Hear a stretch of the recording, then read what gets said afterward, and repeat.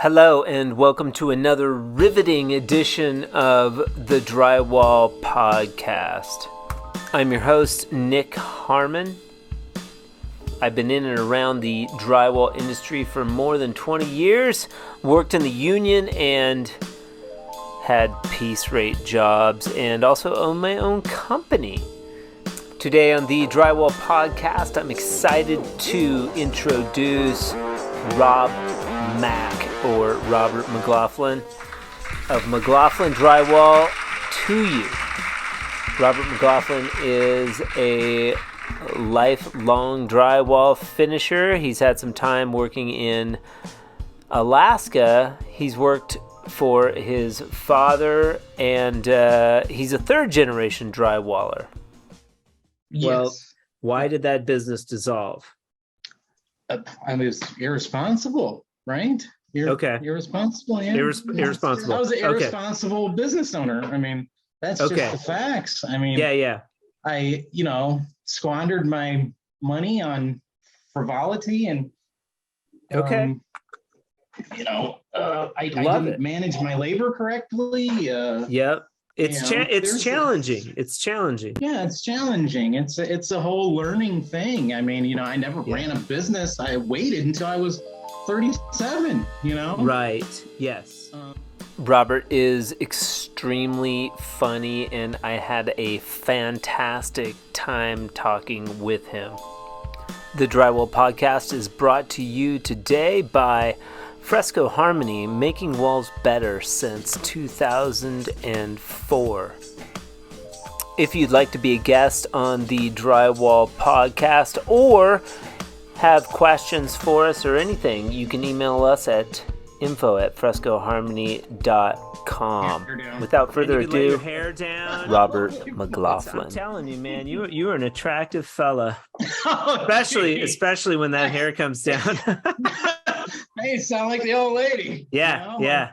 Leave me alone. I'm 41. I understand a little more now, Elizabeth. I get it.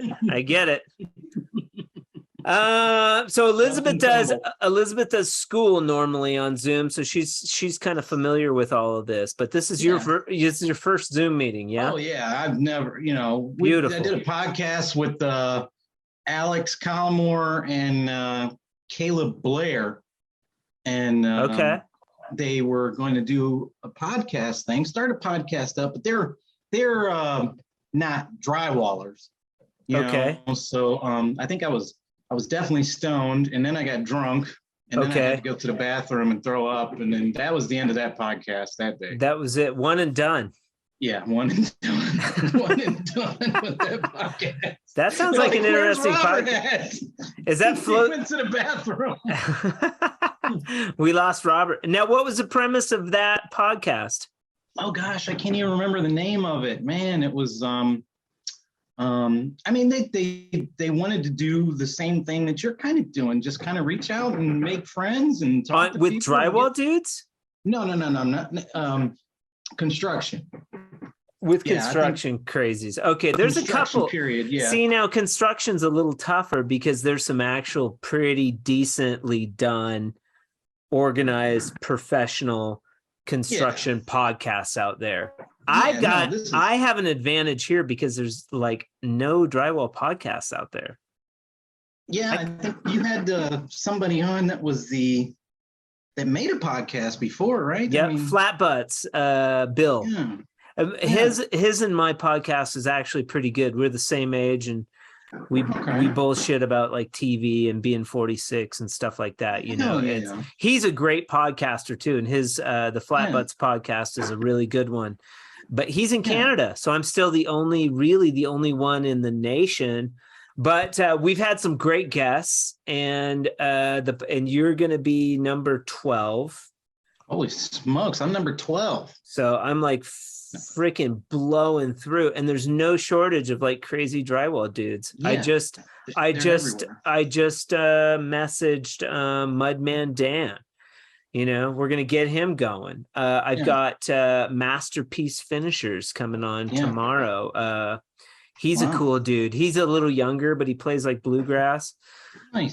You know, well, you're going to be the guy to talk to, you know, for anybody that might be, say wherever. I'm in Cleveland, so it'd be like, okay, well, I'm going to have another Clevelander on, or I'm going to have somebody close to Ohio somewhere, and be like, hey, let's do social media right. Let's, learn and make I had Daniel Osborne. He's a kick. If you haven't listened to that podcast, that's really funny. And then I listened to all of them.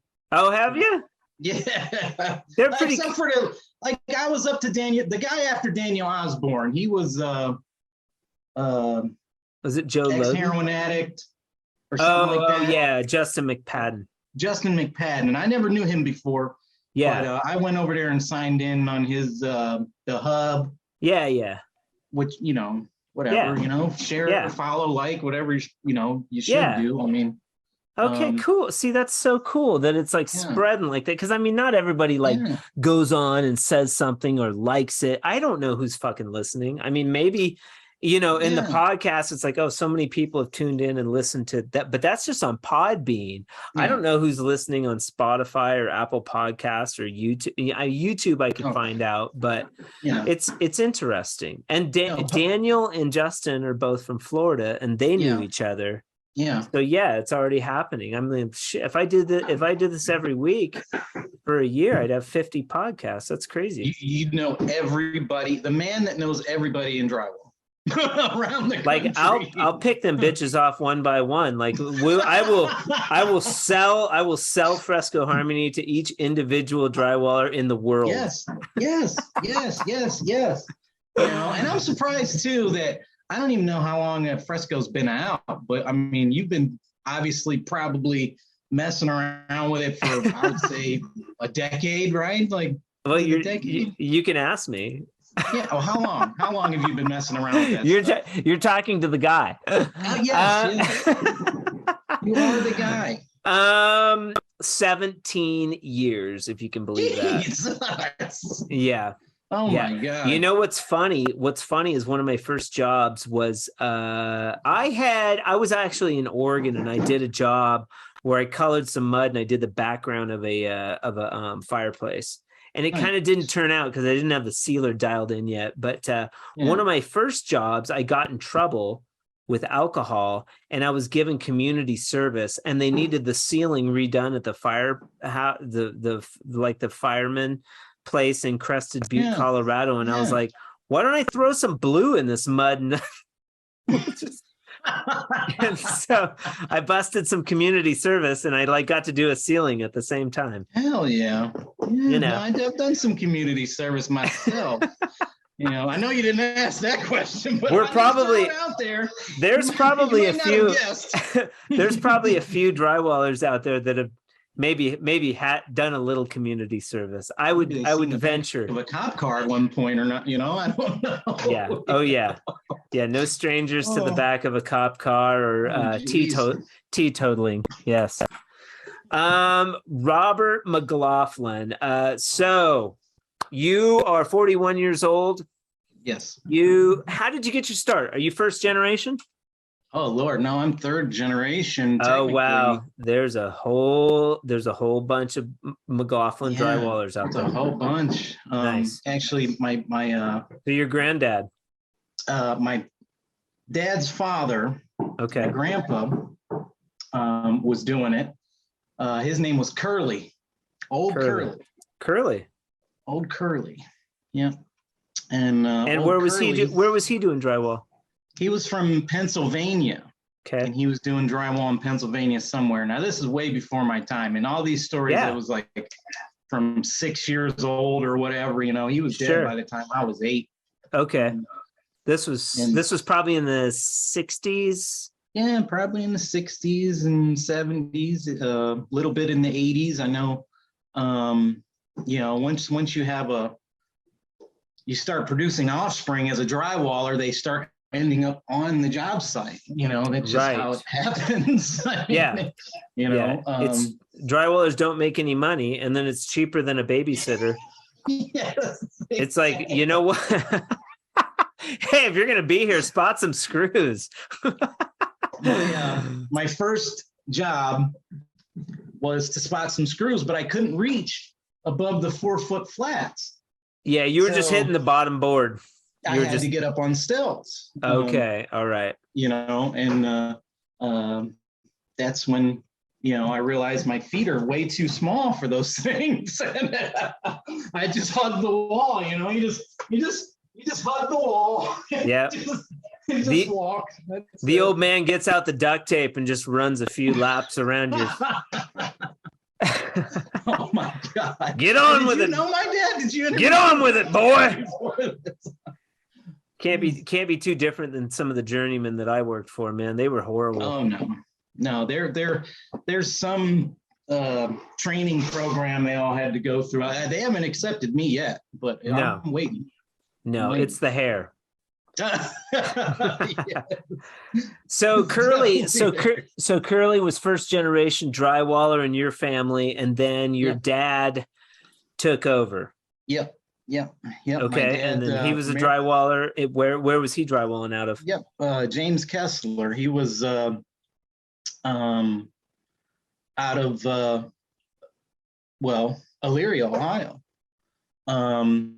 and he worked for a company called Carroll Drywall Systems for 25 years. Carroll Drywall. That, what's interesting about that is that sounds familiar. Like I've heard that name, Carroll Drywall, somewhere before. Could be a couple different ones, out there. But, okay. It was that was a drywall company that my dad worked for, and they were a lot different than how you expect, especially modern day stuff. You would go in, and I did this a lot, but you would go in and you would buy your mud from them, and then you'd load your truck, and then pick a job. Where are you going to go? All the jobs are on the board. Which one do you want, Jim? This one, this one, this one, this one. And this is residential? Sorry? Commercial and residential. Anything they got a call for. Okay. And how many people maybe were with this Carroll Drywall at a time like that when your dad worked for him?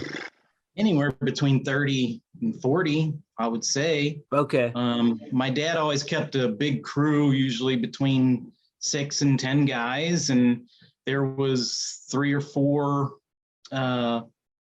subcontractors that worked for that company alongside my dad, but my dad pretty much ran his own crew for 20 years. So your dad worked for Carroll. He was kind of maybe a foreman. They gave him a crew. Yeah. And he would run those guys. Yeah, they paid him a footage rate, and all his guys got hourly. And then, on Friday, everybody got a check. That's how it works. Pretty simple. It's interesting. Was he union? It's non-union. Non-union. It's non-union. Okay. No, it's a private company.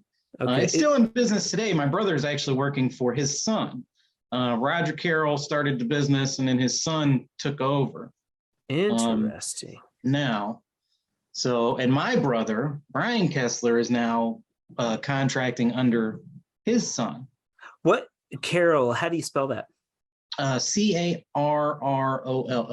I think it's two R's and 2 L's.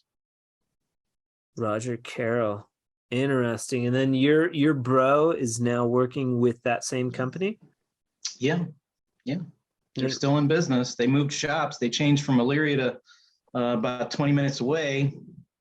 And the son can listen to the entire podcast on Apple Podcasts, Spotify, Podbean, and YouTube.